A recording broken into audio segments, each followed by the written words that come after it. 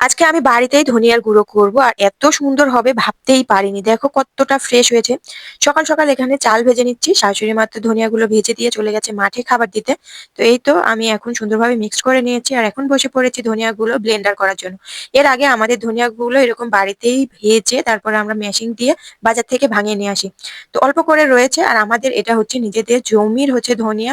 আর চালটা তো বাড়িরই, এটাও আমাদের জমিরই। তো সবটা কিন্তু বাড়িতেই, আর এই বাড়ির জিনিসই আজকে বাড়িতেই বানানো হবে। তো অল্প কিছু ধনিয়া, যখন ২ কেজি ৩ কেজি করে হয় তখন আমরা মিল থেকেই করে নিয়ে আসি। তো ব্লেন্ডার ছিল না, এর আগে ছিল ৩-৪ টে এখনো আছে কিন্তু নষ্ট। তো এটা আবার নতুন কেনার পরে তো এই ১ম আমি ধনিয়ার গুঁড়ো করছি বাড়িতে। তো অনেকটাই সুন্দর হচ্ছে। তো একটু চেলে নেওয়া হয় ১ম এ। তো এই তো একটু এখানে দানা, দানা রয়েছে। পরে চেলে নেওয়ার পরে এই যে এত সুন্দর পারফেক্ট হয়েছে। তো এইটুকুই আমার ধনিয়া হয়েছে আজকে।